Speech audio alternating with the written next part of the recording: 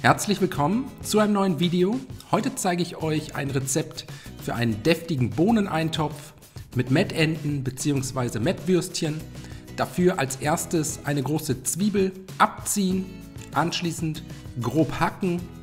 Außerdem 2 bis 3 Knoblauchzehen ebenfalls abziehen, mit einem Messer in dünne Scheiben schneiden. Und zum Schluss habe ich hier noch 100 Gramm Bacon bzw. Speck einfach in Streifen schneiden. Und wenn das erledigt ist, eine große Pfanne oder einen Topf mit einem kleinen Schuss Öl erhitzen, dann Speck, Zwiebeln und Knoblauch in die Pfanne geben und bei mittlerer Hitze und gelegentlichem Wenden für 3 bis 4 Minuten anbraten.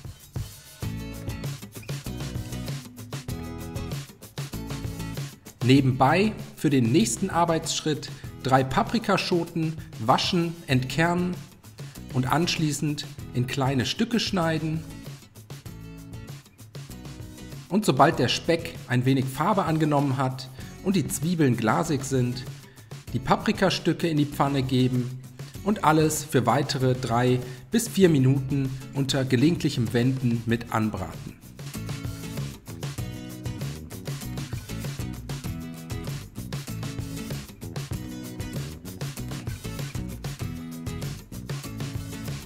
Als nächstes kommen auch schon die restlichen Zutaten in die Pfanne.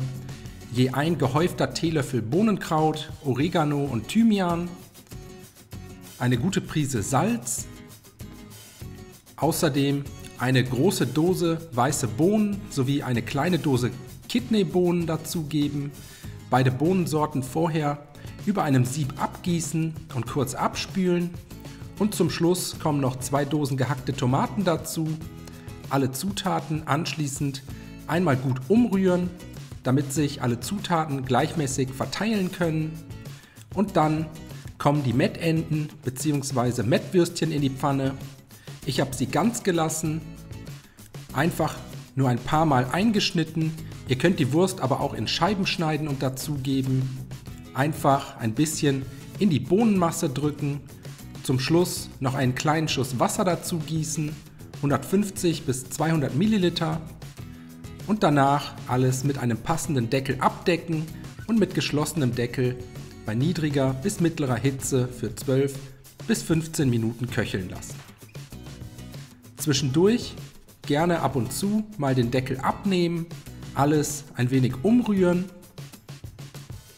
und dann mit geschlossenem Deckel weiter köcheln lassen, bis die Paprika den gewünschten Gargrad hat und die Würstchen Geschmack an die Soße abgegeben haben.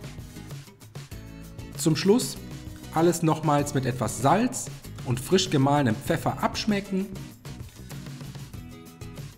Und danach können wir auch schon anrichten, den Bohnentopf zusammen mit den Mettenten auf tiefen Tellern verteilen.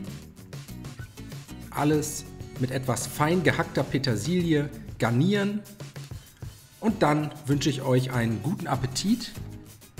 Ich hoffe, euch hat das Video gefallen. Ich wünsche euch viel Spaß beim Nachkochen. Bis zum nächsten Mal.